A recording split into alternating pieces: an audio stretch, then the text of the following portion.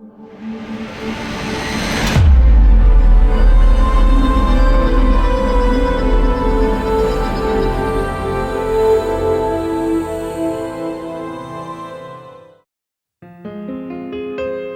the Lord. Praise the Lord. യേശുവേ നന്ദി, യേശുവേ നന്ദി, യേശുവേ സ്തുതി, യേശുവേ സ്തുതി.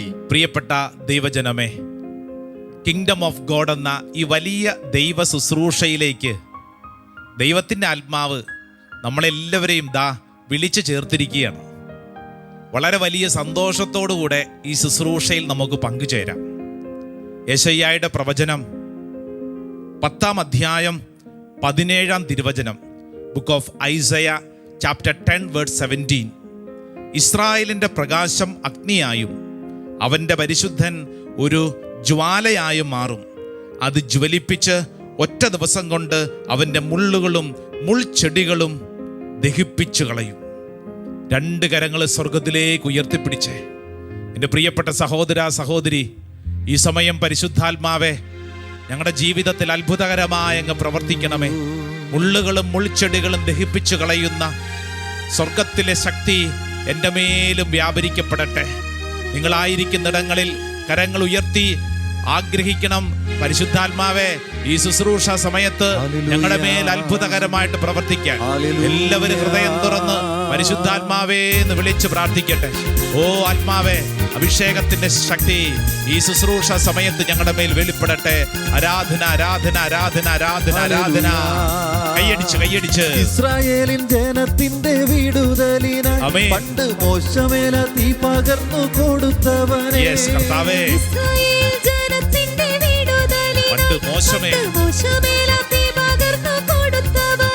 തീയിൽ മുൾപടർപ്പു കത്തും പോലെ ഇറങ്ങണമേ. ആ തീയിൽ നിന്നും എന്നെയും നീ വിളിക്കണമേ. സമയം തന്നെ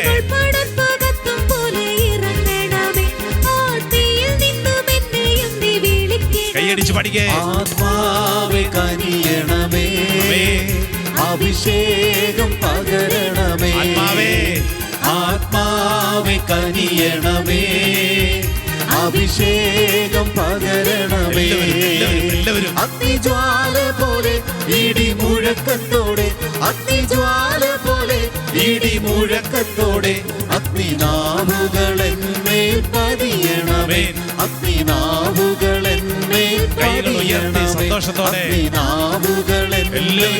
ഈ വലിയ അഭിഷേകം ആഗ്രഹിച്ച് കരങ്ങൾ ഉയർത്തി സ്തുതിച്ചൊന്ന് പ്രാർത്ഥിക്കട്ടെ.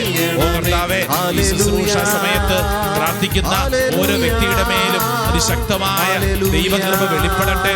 ഭാരപ്പെടുത്തുന്ന അനുഭവങ്ങളെ വിശുദ്ധീകരിക്കട്ടെ. ഓ ദൈവത്തിന്റെ ആത്മാവ് ഈ ശുശ്രൂഷയിൽ പങ്കെടുക്കുന്ന ഓരോരുത്തരെയും ഒന്നിഞ്ഞു പിടിക്കട്ടെ. ഒരു പുതിയ അഭിഷേകം, ഒരു പുതിയ ശക്തി ഈ സമയത്ത് തന്നെ വെളിപ്പെടട്ടെ. ആരാധന ആരാധന ആരാധന. Praise the Lord. ഹല്ലേലൂയ.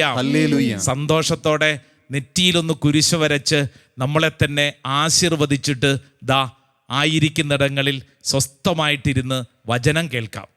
പ്രിയപ്പെട്ടവരെ, കർത്താവിൻ്റെ ആത്മാവ് ഈ ശുശ്രൂഷയിലേക്ക് നിന്നെ ചേർത്ത് വെച്ചിരിക്കുന്നത് ആത്മീയമായി അഭിഷേകം പ്രാപിക്കുന്നതിന് വേണ്ടിയാണ്. സന്തോഷത്തോടെ ആ കൈകളൊക്കെ ഒന്ന് കൂപ്പി പറഞ്ഞ് ഈശോ മിശിഹായ്ക്ക് സ്തുതിയായിരിക്കട്ടെ. ഈശോ മിശിഹായ്ക്ക് സ്തുതിയായിരിക്കട്ടെ. ദൈവത്തിൻ്റെ ആത്മാവ് ഇന്നേ ദിവസം ഈ ശുശ്രൂഷ സമയം ഒരു ചോദ്യമാണ് ചോദിക്കുന്നത്. അത് പഴയ നിയമത്തിലെ തോബിത്തിൻ്റെ പുസ്തകത്തിൽ നിന്നാണ്. ബുക്ക് ഓഫ് തോബിത്ത്, തോബിത്തിൻ്റെ പുസ്തകം 5-ാം അധ്യായം 19-ാം തിരുവചനം. ഇംഗ്ലീഷ് ബൈബിളിലാണെങ്കിൽ 20-ാം തിരുവചനം, book of Tobit chapter 5 verse 20. ഈ വചനം ഇങ്ങനെയാണ്: കർത്താവ് തന്ന ജീവിത സൗകര്യങ്ങൾ കൊണ്ട് തൃപ്തിപ്പെട്ടുകൂടെ. ചോദ്യം എങ്ങനെയുണ്ട്? കർത്താവ് തന്ന ജീവിത സൗകര്യങ്ങൾ കൊണ്ട് തൃപ്തിപ്പെട്ടുകൂടെ? ഈ ചോദ്യം ഒന്ന് സ്വയം ഒന്ന് പറഞ്ഞു നോക്കിയാലോ. കർത്താവ് തന്ന, ആര് തന്ന? കർത്താവ് തന്ന, ഭർത്താവ് തന്നതല്ല, കർത്താവ് തന്ന ജീവിത സൗകര്യങ്ങൾ കൊണ്ട് തൃപ്തിപ്പെട്ടുകൂടെ? ഓ, എന്നാ വലിയ ചോദ്യമല്ലേ. പഴയ നിയമത്തിൽ തോബിത്ത് ചോദിച്ച ഈ ചോദ്യം ഈ ശുശ്രൂഷയിൽ പങ്കെടുക്കുന്ന എന്നോടും നിന്നോടും ദൈവത്തിൻ്റെ ആത്മാവ് ചോദിക്കുകയാണ്. മറ്റൊരു വാക്കിൽ ചോദിക്കുന്ന ചോദ്യം നിനക്ക് തൃപ്തിയുണ്ടോ എന്നുള്ളതാണ്. ഈ ആയിരിക്കുന്ന അവസ്ഥയിൽ നിനക്ക് സന്തോഷമുണ്ടോ? ഒരുപക്ഷെ കുടുംബനാഥയായിരിക്കാം, അല്ലേ? ഭാര്യമാരോട് ചോദ്യം, ആർ യു ഹാപ്പി? സംതൃപ്തി ഉണ്ടോ? ഭർത്താവേ സന്തോഷമുണ്ടോ? മക്കളെ സന്തോഷമുണ്ടോ? ഒരു വൈദികനായ എന്നോട് ദൈവത്തിൻ്റെ ആത്മാവ് ചോദിക്കുകയാണ്, എനിക്ക് സന്തോഷമുണ്ടോ? സംതൃപ്തി ഉണ്ടോ? പ്രിയപ്പെട്ടവരെ, ഈ സംതൃപ്തി ഇല്ലെങ്കിൽ വലിയ പ്രശ്നമാണ്.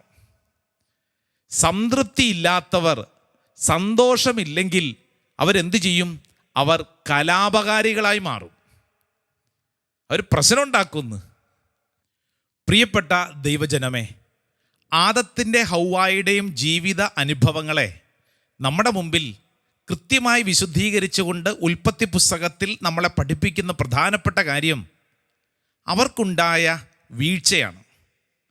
ഈ ആദത്തിന് ഹൗവായ്ക്കും എന്തെങ്കിലും പറുദീസായിൽ കഴിക്കാനില്ലാഞ്ഞിട്ടാണോ അവർ കഴിക്കാൻ പാടില്ലാത്ത ആ മരത്തിൽ നിന്ന് കഴിച്ചത്? ഉൽപ്പത്തി പുസ്തകം 2-ാം അധ്യായം 9-ാം വചനത്തിലൊക്കെ വായിക്കുന്നത്, ഒരായുസിൽ കഴിച്ചാൽ തീരാത്തത്ര പഴങ്ങൾ, ഭക്ഷണം അവിടെ ആ ദേശത്ത് അവർക്കുണ്ട് എന്നുള്ളതാണ്. അപ്പം എന്നിട്ടും എന്തുകൊണ്ടാണ് ഈ ആദവും ഹൗവായും കഴിക്കാൻ പാടില്ലാത്ത ഭക്ഷണം കഴിച്ചത് എന്നുള്ള ചോദ്യത്തിനുള്ള ഉത്തരം എന്താണെന്നറിയാവോ? സർപ്പം ഹൗവായുടെ മുമ്പിൽ ചില സംസാര ഭാഷയിൽ ചില കാര്യങ്ങൾ പറഞ്ഞു. അതിലൊരു പ്രധാനപ്പെട്ട കാര്യം, ഇത് നീ കഴിച്ചാൽ നീ ദൈവത്തെ പോലെ ആവും. അത് കേട്ടപ്പോൾ നമ്മുടെ ഹൗവായുടെ ഉള്ളിൻ്റെ ഉള്ളിൽ ഒരു ദുർമോഹം അങ്ങ് കുടിയേറി. ഇത് കഴിച്ചാൽ നീ ദൈവത്തെ പോലെയാകും എന്ന് പറഞ്ഞാൽ ആയിരിക്കുന്ന അവസ്ഥയിൽ തൃപ്തിയില്ല, നീ മറ്റൊരവസ്ഥയിലേക്ക് മാറാൻ നീ ഇത് ചെയ്താൽ മതി. പ്രിയപ്പെട്ടവരെ, ഇതിനെക്കുറിച്ച് യാക്കോബ് ശ്ലീഹ തൻ്റെ ലേഖനത്തിൽ കൃത്യമായി പഠിപ്പിച്ചിട്ടുണ്ട്. യാക്കോബ് ശ്ലീഹായുടെ ലേഖനം, book of James, chapter 1 verse 14 and 15, 1-ാം അധ്യായം 14-15 തിരുവചനം. 14-ാം തിരുവചനത്തിൽ ഇങ്ങനെയാണ്: ഓരോരുത്തരും പരീക്ഷിക്കപ്പെടുന്നത് സ്വന്തം ദുർമോഹങ്ങളാൽ വശീകരിക്കപ്പെട്ട് കുടുക്കിലാകുമ്പോഴാണ്. ഓരോരുത്തരും ജീവിതത്തിൽ പരാജയമടയുന്ന എപ്പോഴാ? സ്വന്തം ദുർമോഹങ്ങളാൽ വശീകരിക്കപ്പെട്ട് കുടുക്കിലാകുമ്പോൾ. ഈ ദുർമോഹം, മറ്റൊരു വാക്കിൽ പറഞ്ഞാൽ, ആയിരിക്കുന്ന അവസ്ഥയിൽ സംതൃപ്തിയില്ലെങ്കിൽ എപ്പോഴും നമ്മൾ അസ്വസ്ഥരായി മറ്റൊരു ജീവിത അവസ്ഥയെക്കുറിച്ച് ഇങ്ങനെ ചിന്തിച്ചുകൊണ്ടിരിക്കും. 15-ാം തിരുവചനം പഠിപ്പിക്കുന്നു, ദുർമോഹം ഗർഭം ധരിച്ചു പാപത്തെ പ്രസവിക്കുന്നു, പാപം പൂർണ്ണ വളർച്ച പ്രാപിക്കുമ്പോൾ മരണത്തെ ജനിപ്പിക്കുന്നു. പാപം പൂർണ്ണ വളർച്ച പ്രാപിക്കുമ്പോൾ മരണത്തെ ജനിപ്പിക്കുന്നു. അപ്പോൾ പാപത്തിൻ്റെ മൂല കാരണം എന്ന് പറയുന്നത് ഈ ദുർമോഹമാണ്. ദുർമോഹം. ഡൽഹി ധ്യാനമന്ദിരത്തിൽ കുറേ നാൾ ശുശ്രൂഷ ചെയ്തിരുന്നു. അവസരത്തിൽ അവിടെ വന്ന് പ്രാർത്ഥിക്കാൻ വന്ന ഒരു കുടുംബം എന്നോട് പറഞ്ഞു, അച്ഛാ ഞങ്ങൾക്ക് വേണ്ടി പ്രാർത്ഥിക്കണം. ഭാര്യയും ഭർത്താവും 2 കുഞ്ഞുങ്ങളുണ്ട്. ഞാൻ ചോദിച്ചു, എന്താണ് നിങ്ങളുടെ നിയോഗം? അച്ഛാ, ഞങ്ങൾക്ക് കാനഡയ്ക്ക് പോകാൻ വേണ്ടി കുറേ നാളായി ഞങ്ങൾ പ്രാർത്ഥിച്ചുകൊണ്ടിരിക്കുകയാണ്, പക്ഷെ ഒന്നും അങ്ങോട്ട് ശരിയാവുന്നില്ല. അപ്പം ഞാൻ ചോദിച്ചു, നിങ്ങൾക്ക് എന്താ കാനഡയ്ക്ക് പോകാൻ കാരണം? ഇവിടെ എന്തെങ്കിലും ബുദ്ധിമുട്ടുണ്ടോ? ജോലിയില്ലേ? എന്താ അവസ്ഥ? അപ്പോൾ അവർ പറഞ്ഞു, അച്ഛാ ഞങ്ങൾക്ക് 2 പേർക്കും നല്ല ജോലിയുണ്ട്, എല്ലാം സൂപ്പറാണ്, ഇപ്പോഴത്തെ അവസ്ഥയിൽ എല്ലാം സൂപ്പറാണ്. ഞാൻ ചോദിച്ചു, പിന്നെ എന്തിനാ ഈ കാനഡയ്ക്ക് പോകുന്നത്? അതച്ഛാ, ഈ കൂട്ടുകാരെല്ലാവരും കാനഡയ്ക്ക് പോകുന്നു, അപ്പോൾ എല്ലാവരും അവിടെയൊക്കെ പോകുന്നു, അപ്പോൾ പിന്നെ ഞങ്ങൾക്കും അങ്ങോട്ട് പോകണ്ടേ? ഇങ്ങോട്ട് നോക്കിക്കേ, നാട്ടുകാർ ജർമ്മനിക്ക് പോകുന്നു, കാനഡയ്ക്ക് പോകുന്നു, UK പോകുന്നു എന്നുള്ളതല്ല നിൻ്റെ ജീവിതത്തിൻ്റെ ഉത്തരം. നിൻ്റെ ജീവിതത്തിൽ നീ ആയിരിക്കുന്ന അവസ്ഥയിൽ നിനക്ക് സംതൃപ്തി ഉണ്ടാവുക എന്നുള്ളതാണ് പരമപ്രധാനമായ കാര്യം. നിൻ്റെ ജീവിതത്തിൽ ആയിരിക്കുന്ന അവസ്ഥയിൽ അതിനുള്ള സാഹചര്യങ്ങളും അവസ്ഥയും ഉണ്ടോ? Are you happy today now? ഇപ്പോഴായിരിക്കുന്ന അവസ്ഥയിൽ നിനക്ക് സംതൃപ്തി ഉണ്ടോ? ഇല്ലെങ്കിൽ എന്തു പറ്റും? അവരായിരിക്കുന്നത് പോലെ, ഇവരായിരിക്കുന്നത് പോലെ, കൂട്ടുകാരങ്ങനെ പോയി, നാട്ടുകാരങ്ങനെ പോയി, എനിക്കും അങ്ങനെ ആവണം, ഇങ്ങനെ ഒരു ചിന്ത ഉള്ളിൽ കയറുന്തോറും ഭാരം വർദ്ധിക്കും. നമ്മുടെ പലരുടെയൊക്കെ സന്തോഷം കിടക്കുന്നത് മറ്റുള്ളവരുടെ ജീവിതത്തെ കണ്ടുകൊണ്ടാണ്, അല്ലേ? സൗദി അറേബ്യയിൽ നേഴ്സായിരുന്നൊരു പെണ്ണ് കുറച്ച് നാളുകൾക്ക് മുമ്പ് എന്നോട് പറഞ്ഞു, അച്ഛാ, നാട്ടിൽ ഞാനൊരു വീട് പണിയാൻ ആഗ്രഹിക്കുന്നു. ഭർത്താവും മക്കളും നാട്ടിലുണ്ട്. അപ്പം ഞാൻ ചോദിച്ചു, ഇപ്പോഴുള്ള വീടോ? അപ്പോൾ ആ സ്ത്രീ പറഞ്ഞു, അച്ഛാ, ഇപ്പോൾ ഉള്ള വീട് കുഴപ്പമില്ല, പക്ഷേ ഒന്ന് പുതുക്കി പണിയണമെന്ന് എനിക്ക് വലിയ ആഗ്രഹം. ഞാൻ പറഞ്ഞു, സഹോദരി, കർത്താവ് ആഗ്രഹിക്കുന്നെങ്കിൽ അത് ചെയ്യാം. അപ്പം ഇതിനെക്കുറിച്ച് ഞാൻ സംസാരിച്ചു കൊണ്ടിരിക്കുമ്പോൾ ഞാൻ ചോദിച്ച മറ്റൊരു ചോദ്യം, സഹോദരി എങ്ങനെയുള്ള വീടാണ് പണിയാൻ ആഗ്രഹിക്കുന്നത്? അച്ഛാ, ഞങ്ങളുടെ പ്രദേശത്തുണ്ടല്ലോ എല്ലാ വീടുകളും 2 നില വീട്, വലിയ വലിയ വീടുകളാണ്. അപ്പം ഞങ്ങളും പണിയുമ്പോൾ അതുപോലത്തെ ഒരു വീടാണ് പണിയാൻ പോകുന്നത്. അപ്പം ഞാൻ ചോദിച്ചു, അതിൻ്റെ ആവശ്യമുണ്ടോ? നിങ്ങളെ കൊണ്ട് താങ്ങാൻ പറ്റുന്നൊരു വീട് പണിതാൽ പോരെ? അല്ലച്ചാ, അങ്ങനെയല്ല. ഞങ്ങളുടെ ആ പ്രദേശത്തുണ്ടല്ലോ, ഞങ്ങളുടെ പ്രദേശത്ത് ഞങ്ങളെല്ലാം വലിയ വലിയ വലിയ വീട്ടുകാരാണ്. ഞങ്ങളുടെ ബന്ധുക്കളൊക്കെ തൊട്ടടുത്തുണ്ട്. അപ്പം നമ്മളും പണിയുമ്പോൾ അവരെ തോപ്പിച്ചോണ്ട്, അല്ലെങ്കിൽ അച്ഛാ അവരുടെ അത്രയെങ്കിലും നമ്മൾ പണിയണ്ടേ? ഞാൻ പറഞ്ഞു, സഹോദരിയുടെ ഈ വരുമാനം കൊണ്ടല്ലേ കുടുംബം നടക്കുന്നത്. ഇതെങ്ങനെ നടക്കും? ബാങ്കിൽ നിന്ന് ലോൺ കിട്ടുവച്ചാ, അത് കിട്ടിയിട്ട് അതുകൊണ്ട് വേണം ഒരു വീടൊക്കെ പണിത് നമ്മൾ മോശക്കാരല്ലെന്ന് നാട്ടുകാർക്ക് തോന്നണം. എൻ്റെ പ്രിയപ്പെട്ടവരെ, ഞാൻ ആ സഹോദരിയോട് പറഞ്ഞൊരു കാര്യം, ഈ തീരുമാനം അത്ര ശരിയാണെന്ന് എനിക്ക് തോന്നുന്നില്ല. പ്രാർത്ഥിക്കുക. പ്രിയപ്പെട്ടവരെ, എൻ്റെ അവസാനത്തെ ഉപദേശം അവർക്ക് ഇഷ്ടപ്പെട്ടില്ല. ഈ പ്രാർത്ഥിക്കുക, ഈ തീരുമാനം ശരിയല്ല എന്നൊക്കെ പറഞ്ഞപ്പോൾ അവർ വല്ലാണ്ട് വിഷമത്തിലായി. പിന്നെ എന്നെ വിളിച്ചിട്ടില്ല. ഈ അടുത്ത് ഒരിടവകയിൽ ധ്യാനത്തിന് ചെന്നപ്പോൾ ഈ സ്ത്രീ അവിടെ നാട്ടിൽ അവധിക്ക് വന്നിട്ടുണ്ട്. ഇവരുടെ വീട് അതിനടുത്താണ്. ഈ സ്ത്രീ വന്നിട്ട് എന്നോട് പറഞ്ഞു, അച്ഛാ, ദേ എൻ്റെ ഭർത്താവും മക്കളും, അച്ഛൻ ഞങ്ങൾക്ക് വേണ്ടി കാര്യമായിട്ട് പ്രാർത്ഥിക്കണം. അപ്പം ഞാൻ പറഞ്ഞു, എന്തൊക്കെയുണ്ട് വിശേഷങ്ങൾ? വീട് പണിയൊക്കെ നടത്തിയോ?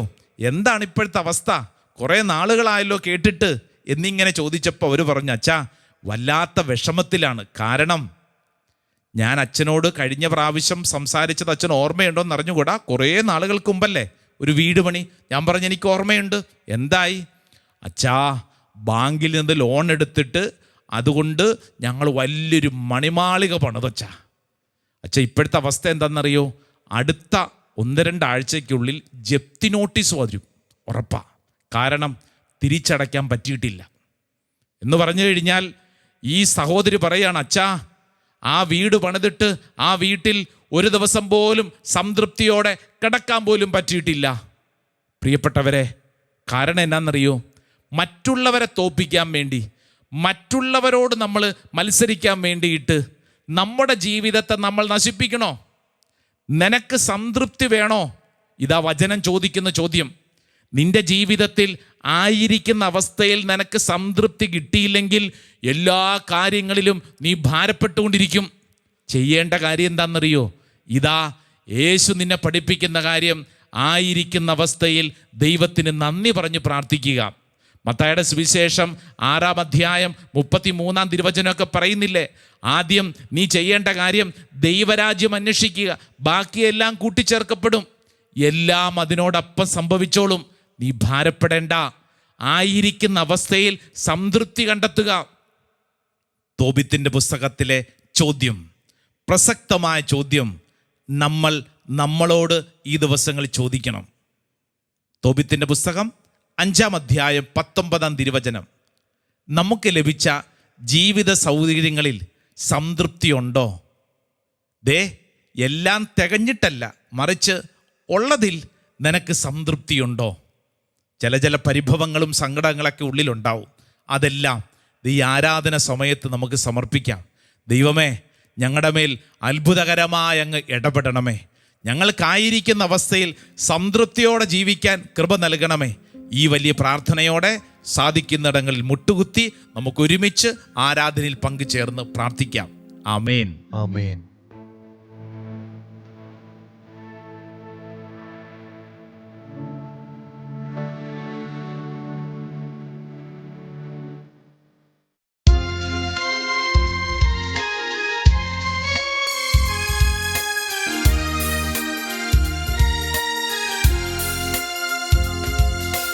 ദൈവപുത്ര അങ്ങേയ്ക്കാരാധന, യേശുനാഥ അങ്ങയ്ക്കാരാധന. ദൈവപുത്ര അങ്ങേക്കാരാധന, യേശുനാഥാ അങ്ങേക്കാരാധന. തിരുസന്നിധിയിൽ ഇന്നു വന്നിടുവാൻ കൃപ നൽകിയതാം അങ്ങയ്ക്കാരാധന. തിരുസന്നിധിയിൽ ഇന്ന് വന്നിടുവാൻ കൃപ നൽകിയതാ അങ്ങേക്കാരാധന. ഹോസാന ഹല്ലേലൂയ, ഹോസാന ഹല്ലേലൂയ, ഹോസാന ഹല്ലേലൂയ, ഹോസാന ഹല്ലേലൂയ. പരിശുദ്ധ പരമദിവികാരുണ്ണീശോയ്ക്ക് എന്നേരവും ആരാധനയും സ്തുതിയും പുകഴ്ചയും ഉണ്ടായിരിക്കട്ടെ. പരിശുദ്ധ പരമദിവികാരുണ്ണീശോയ്ക്ക് എന്നേരവും ആരാധനയും സ്തുതിയും പുകഴ്ചയും ഉണ്ടായിരിക്കട്ടെ. പരിശുദ്ധ പരമദിവികാരുണ്ണീശോയ്ക്ക് എന്നേരവും ആരാധനയും സ്തുതിയും പുകഴ്ചയും ഉണ്ടായിരിക്കട്ടെ. പ്രിയപ്പെട്ട ദൈവജനമേ, മുട്ടുകുത്തി കരങ്ങൾ കൂപ്പി ഈശോയുടെ മുമ്പിൽ നമ്മളെ തന്നെ സമർപ്പിച്ചു പ്രാർത്ഥിക്കുന്ന സമയമാണ്. തോബിത്തിന്റെ പുസ്തകം 5-ാം അധ്യായം 19-ാം തിരുവചനത്തിൽ, ഇതാ നിന്നോട് ഈ ശുശ്രൂഷ സമയം ദൈവത്തിൻ്റെ ആത്മാവ് ഒരു പ്രസക്തമായ ചോദ്യം ചോദിച്ചു. ദൈവം തന്ന ജീവിത സൗകര്യങ്ങൾ കൊണ്ട് തൃപ്തിപ്പെട്ടുകൂടെ എന്ന് പറഞ്ഞാൽ എല്ലാം തികഞ്ഞ ഒരു ജീവിതമെന്നല്ല, മറിച്ച് ഉള്ള സൗകര്യങ്ങൾ കൊണ്ട് തൃപ്തിപ്പെട്ടുകൂടെ. പലപ്പോഴും നമ്മൾ അസ്വസ്ഥരാണ്, അസംതൃപ്തി ഉള്ളവരാണ്. ഇതാ കരങ്ങൾ കൂപ്പി കണ്ണുകളടച്ച് ദൈവത്തിന് മുമ്പിൽ അസ്വസ്ഥതയുടെ, അസംതൃപ്തിയുടെ എല്ലാ മേഖലകളും സമർപ്പിക്കുക. കണ്ണുകളടച്ച് ദൈവത്തിന് മുമ്പിൽ പ്രാർത്ഥിക്കുമ്പോൾ ഒന്ന് ചിന്തിച്ചു നോക്കുക. ദൈവം നിനക്ക് എന്തെല്ലാം തന്നിട്ടുണ്ട്? പലപ്പോഴും എൻ്റെ ഉള്ളിൽ ചിന്തിക്കുന്നത് ദൈവം തരാത്തതിനെ കുറിച്ചല്ലേ. ദൈവം എനിക്കെന്ത് തന്നിട്ടില്ല, മറ്റുള്ളവർക്ക് എന്തെല്ലാം ഉണ്ട് എന്നിങ്ങനെ താരതമ്യം ചെയ്യുന്ന ഒരു സ്വഭാവശീലം നമ്മുടെ ഉള്ളിലുണ്ടോ? ദൈവം തന്ന നന്മകളെക്കുറിച്ച് ചിന്തിക്കുക, നന്ദി പറയുക. ഇസ്രായേൽ ജനത്തിൻ്റെ ഒരു വലിയ പാപമേഖലയെക്കുറിച്ച് വചനം പഠിപ്പിക്കുന്നത്, എന്തെല്ലാം കിട്ടിയിട്ടും തൃപ്തരല്ലാതിരുന്ന ഒരു പറ്റം ജനത. അവരെപ്പോഴും പരാതിയും പരിഭവമായിരുന്നു. ഈ ശുശ്രൂഷ സമയം നീ ചിന്തിക്കുക, നീയും ഇതുപോലെ പരിഭവിക്കുന്ന, അസ്വസ്ഥപ്പെടുന്ന, പരാതിപ്പെടുന്ന ഒരു സ്വഭാവ രീതിയാണോ? എങ്കിൽ ആ മേഖലകൾ മുഴുവൻ ഈശോയ്ക്ക് സമർപ്പിച്ച് കിട്ടിയ അനുഗ്രഹങ്ങളെ ഓർത്ത് നന്ദി പറഞ്ഞ് പ്രാർത്ഥിക്കുക. സംതൃപ്തരല്ലാത്തവർ ചെയ്യേണ്ട കാര്യം ഇതാ ഈശോ പറയുന്നു. കിട്ടിയ അനുഭവങ്ങളെ, അനുഗ്രഹങ്ങളെ ഓർത്ത് ഈശോയ്ക്ക് നന്ദി പറയുമ്പോൾ ആ വിഷയത്തിൽ അത്ഭുതകരമായ ഒരു ദൈവിക ഇടപെടൽ സംഭവിക്കും. ഇതാ 2 കരങ്ങൾ സ്വർഗത്തിലേക്ക് ഉയർത്തിപ്പിടിച്ചു, കർത്താവേ അങ്ങേ ഞങ്ങൾ സ്തുതിക്കുന്നു, ആരാധിക്കുന്നു. എന്തിനെ ഓർത്താണ്? ഇന്ന് നമ്മളായിരിക്കുന്ന അവസ്ഥയോർത്ത്. ഒരുപക്ഷെ നീ രോഗിയാണോ? ആ രോഗം സമർപ്പിച്ച് ഈശോയെ സ്തുതിക്കുക. നിനക്ക് സാമ്പത്തിക തകർച്ചയുണ്ടോ? അതിനെ ഓർത്ത് ഈശോയെ സമർപ്പിക്കുക. ഈശോയ്ക്ക് നന്ദി പറഞ്ഞ് പ്രാർത്ഥിക്കുക. എന്ത് തകർച്ചയാണോ, എന്ത് വിഷമമാണോ നിനക്കുള്ളത്, അതിനെ ഓർത്ത് സ്തുതിക്കുക. പരിശുദ്ധ അമ്മ എലീശ പുണ്യവതിയുടെ വീട്ടിൽ ചെന്ന് ആ ദുഃഖത്തിൻ്റെ നടുവിൽ, അപമാന ഭാരത്തിൻ്റെ നടുവിൽ ദൈവത്തെ സ്തുതിച്ച് സ്തോത്രഗീതം പാടിയതുപോലെ പൗലോസും ശീലാസും തടവറയിൽ കടന്ന് അർദ്ധരാത്രിയിൽ കീർത്തനങ്ങൾ ആലപിച്ച് പ്രാർത്ഥിച്ചതുപോലെ ഇതാ ഞാനും നീയും 2 കരങ്ങൾ സ്വർഗത്തിലേക്ക് ഉയർത്തി യേശുവേ എന്ന് വിളിച്ച് ഒന്ന് സ്തുതിച്ചൊന്ന് പ്രാർത്ഥിക്കട്ടെ. സ്തുതിക്കുന്ന ഇടങ്ങളിൽ ദൈവകൃപകൾ കൊണ്ട് നിറയപ്പെടും. അവിടെ വീണ്ടും സമൃദ്ധി ഉണ്ടാകും. പരാതിയും പരിഭവമുള്ള ഇടങ്ങളിൽ അസ്വസ്ഥതയാണ്. കൈകൾ ഉയർത്തി എന്താണ് കുറവ്, അതിനെ ഓർത്ത് സ്തുതിച്ചൊന്ന് പ്രാർത്ഥിക്കട്ടെ. Hallelujah, hallelujah. യേശുവേ ആരാധന, ആരാധന, ആരാധന, ആരാധന. കൈകൾ അടിച്ചു ചേർന്ന് പാടാം. ദൈവം ചെയ്ത നന്മകൾക്കെല്ലാം നന്ദി പറഞ്ഞിടുവാൻ, ദൈവം ചെയ്ത നന്മകൾക്കെല്ലാം നന്ദി പറഞ്ഞിടുവാൻ നാവിതു പോരാ, നാളിതു പോരാ, ആയുസും ഇതു പോരാ. Yes. നാവിത് പോരാ, നാളിത് പോരാ, ആയുസ്സും ഇത് പോരാ. ചേർന്ന് പാടി ദൈവം ചെയ്ത നന്മകൾക്കെല്ലാം നന്ദി പറഞ്ഞിടുവാൻ. ആമേൻ. ദൈവം ചെയ്ത നന്മകൾക്കെല്ലാം നന്ദി പറഞ്ഞിടുവാൻ. നാവിതു പോരാ, നാളിതു പോരാ, ആയുസും ഇതു പോരാ. ഓ കർത്താവേ, നാവിതു പോരാ, നാളിതു പോരാ, ആയുസും ഇതു പോരാ. ആരാധനയുടെ നിമിഷം ജീവിതപാതയിൽ കാലുകളേറെ കുഴഞ്ഞു വീഴാതെ, സ്തുതിച്ച് പ്രാർത്ഥിച്ച്. ജീവിതപാതയിൽ കാലുകളേറെ കുഴഞ്ഞു വീഴാതെ. ആമേൻ കർത്താവേ. താങ്ങി നടത്തിയതോർക്കുമ്പോഴൻ കണ്ണുകൾ നിറയുന്നേ. താങ്ങി നടത്തിയതോർക്കുമ്പോൾ എൻ കണ്ണുകൾ നിറയുന്നേ. ചേർന്ന് പാടി ദൈവം ചെയ്ത നന്മകൾക്കെല്ലാം നന്ദി ഓ പറഞ്ഞിടുവാൻ. കർത്താവേ. ദൈവം ചെയ്ത നന്മകൾക്കെല്ലാം നന്ദി പറഞ്ഞിടുവാൻ. നാവിതു പോരാ, നാളിതു പോരാ, ആയുസും ഇത് പോരാ. Yes, കർത്താവേ. നാവിതു പോരാ, നാളിതു പോരാ, ആയുസും ഇത് പോരാ. Yes, കർത്താവേ. നാവിതു പോരാ, നാളിതു പോരാ, ആയുസും ഇത് പോരാ. Praise the Lord. Hallelujah. Hallelujah. Hallelujah. Hallelujah. പ്രിയപ്പെട്ട ദൈവജനമേ, ഇതാ പരിശുദ്ധ ആരാധനയുടെ ആശീർവാദം സ്വീകരിക്കുന്ന സമയം. നിങ്ങളായിരിക്കുന്നിടങ്ങളിൽ മുട്ടുകുത്തി ഈ ആശീർവാദം സ്വീകരിക്കുമ്പോൾ നിങ്ങളുടെ കുടുംബങ്ങളിൽ ആരെങ്കിലും അസ്വസ്ഥരായി അസംതൃപ്തരായി ജീവിക്കുന്നെങ്കിൽ അവർക്ക് വേണ്ടി പ്രത്യേകം ഈ ആശീർവാദം സ്വീകരിച്ചോളൂ. നിങ്ങൾക്ക് പരിചയമുള്ള നിങ്ങളുടെ സുഹൃത്തുക്കളാവാം, ബന്ധുജനങ്ങളാവാം, ഈ പരാതിയും പരിഭവവുമായിട്ട് നടക്കുന്ന അനേകരെ നിങ്ങൾക്ക് പരിചയമുണ്ട്. കർത്താവെ, ഈ ആശീർവാദം സ്വീകരിക്കുന്നത് ഇതാ അവരെ ഓർത്ത് അവരുടെ മേൽ അത്ഭുതകരമായ ഒരു കുരിശിൻ്റെ ശക്തി വെളിപ്പെടാൻ കരങ്ങൾ കൂപ്പി നമുക്ക് ഈശോയുടെ ആശീർവാദം സ്വീകരിക്കാം. കാരിരുമ്പാണികൾ തറയപ്പെട്ടത് എൻ പേർ കാണല്ലോ.